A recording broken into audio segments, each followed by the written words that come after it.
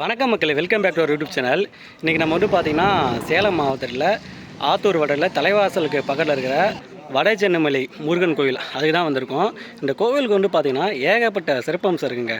இந்த கோவிலுக்கு வந்து நம்ம எப்படி போகிறது, இந்த கோவிலோட சிறப்பம்சம் என்ன அப்படின்னு சொல்லிட்டு ஒன்று ஒன்றா நம்ம வந்து இந்த வீடியோ வந்து பார்க்கலாம்.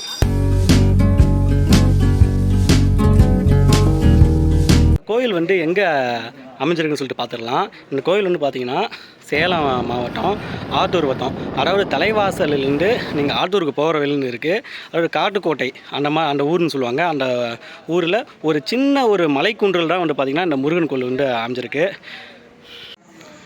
இந்த வடசென்னிமலை முருகன் கோவிலுக்கு வந்து படிக்கட்டில் ஏறவங்க வந்து இந்த வேலை ஏறலாம். படிக்கட்டில் ஏற ஆரம்பிச்சிச்சுங்க. வெறும் 320 படிக்கட்டு தான், ரொம்பவே சீக்கிரமாக ஏற ஆரம்பிச்சிடலாம். ஆக்சுவலாக நாங்கள் இங்கே வந்து பைக்கில் தான் வந்தோம். இப்போ என் ஃப்ரெண்டுலாம் பார்த்திங்கன்னா பைக்கில் வந்து போயிட்டுருக்காங்க. சரி 320 படிக்கட்டு தானே, நம்ம சீக்கிரமாக ஏறிடலான்னு சொல்லிட்டு நம்ம வந்து ஏற ஆரம்பிச்சாச்சு. ஆக்சுவலாக பழனி மலையிலே வந்து பார்த்திங்கன்னா படிக்கட்டு அப்புறம் ஜிப் ரோப் இருக்குது. ஆனால் வந்து ரோடு வசதி இல்லைங்க அந்த முருகன் கோயிலுக்கு. ஆனால் இது ரொம்ப சின்ன மலை தான். இந்த வடசென்னிமலை முருகன் கோயில் வந்து பார்த்திங்கன்னா ரொம்ப சின்ன மலை தான். ஆனால் வந்து பார்த்திங்கன்னா படிக்கட்டும் இருக்குது, அதே போல் வந்து பார்த்திங்கன்னா ரோடு வசதியும் இருக்குது. அங்கே பார்த்திங்கன்னா தெரியும், ரோடு வசதி ரெண்டுமே வந்து இந்த கோயிலுக்கு வந்து இருக்குங்க.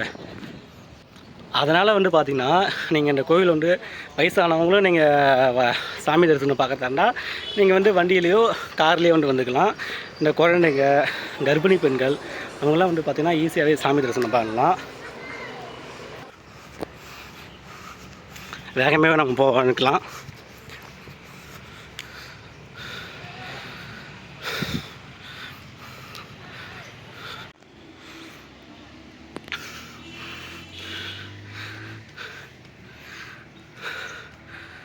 ஒரு 50 படிக்கு மேலே வந்து நம்ம வந்து ஏறி வந்தாச்சு.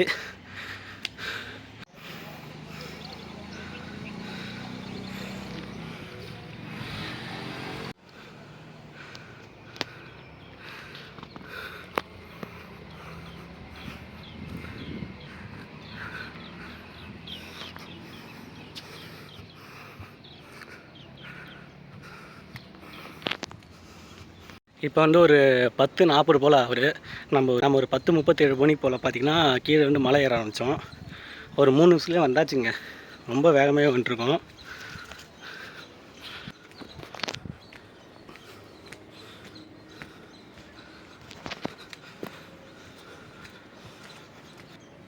அவள் தாங்க கோயிலுக்கே வந்தாச்சு. நம்ம ஏற்கனவே சொன்ன மாதிரி ரொம்ப சின்ன மலை தாங்க. வெறும் ஒரு 320 படிக்கட்டு தான் இருக்குது. தெரியுது பார்த்தீங்களா கோயிலுக்கே நம்ம வந்து வந்தாச்சு. வெறும் 5 நிமிஷத்துலேயே ஏறிடலாம் போலங்க.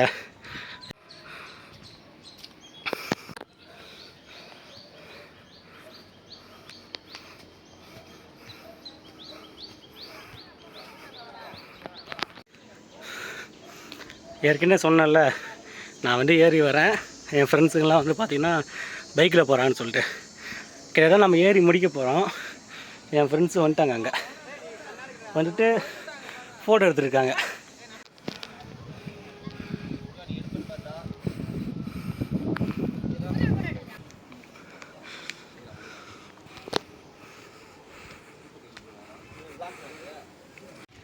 நானும் வந்து இவங்களும் பைக்கில் வந்து வந்துட்டாங்க. கோயில் வந்து வந்தாச்சுங்க. சாமி வந்து தரிசனம் பார்க்குறது தான் மட்டும் வேலை. மேலேருந்து பார்த்தாலே ரொம்ப அழகாக அந்த கீழே கிராமத்தோட அழகு தெரியுது. தூரில் இருக்குது பார்த்தீங்களா, அதுதான் வந்து கல்வராயன் மலை. நாம் அந்த மலைக்கும் போய்ட்டு ஆல்ரெடி வந்து நம்ம வீடியோ போட்டிருக்கோம். படிக்கட்டில் ஏறி வரவங்க இப்படியே வரலாம்.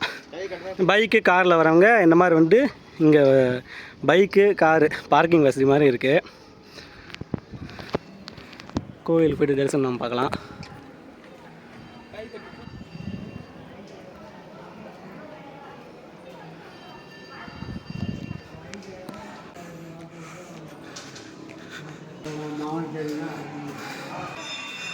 இன்றைக்கி வந்து வியாழக்கிழமை தான், இருந்தாலும் பரவாயில்ல, கோயிலில் ஓரளவுக்கு நல்லாவே வந்து கூட்டம் இருக்குது.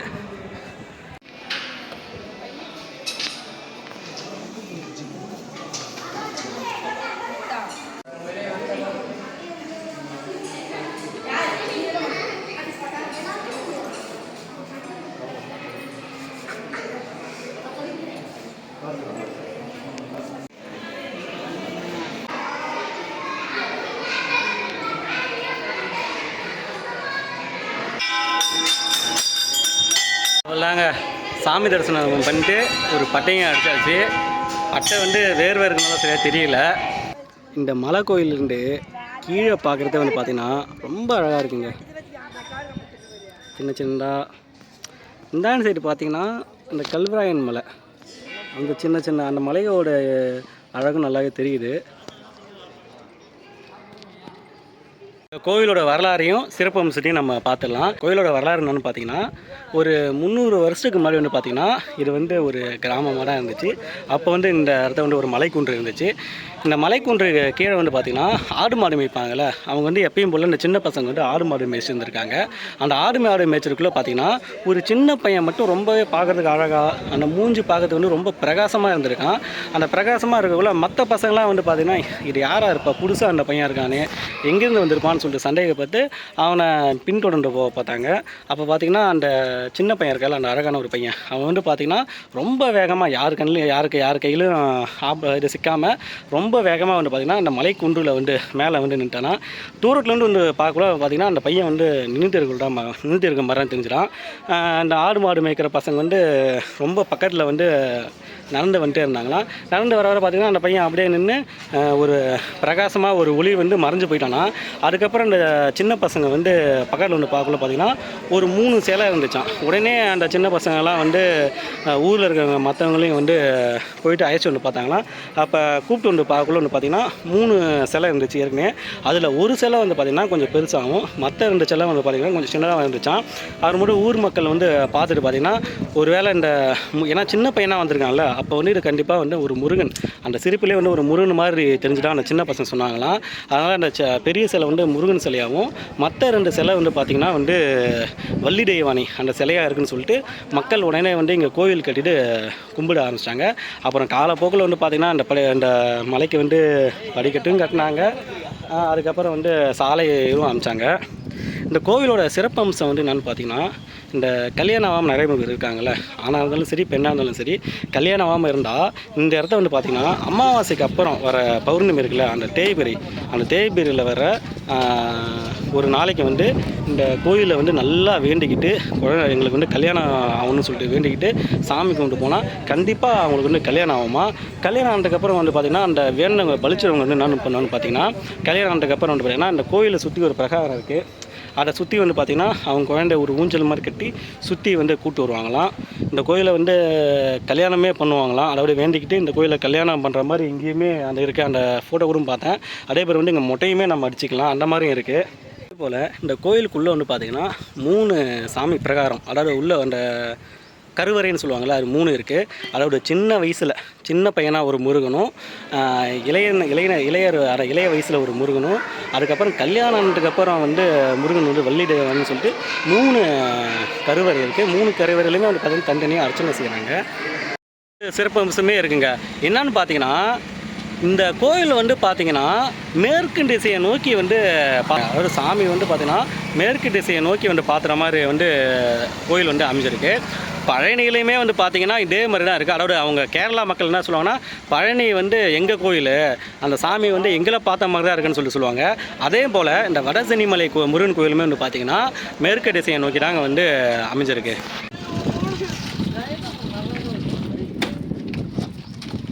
நம்ம சாமி தரிசனம் பண்ணிட்டு ஏறக்குள்ளே வந்து நம்ம படிக்கட்டில் ஏறணும்.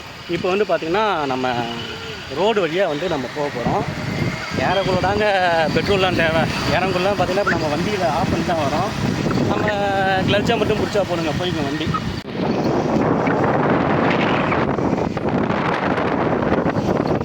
அப்பா இங்கே இருந்துருக்கான் வரக்குள்ள படிக்கட்டு ஏற வழி.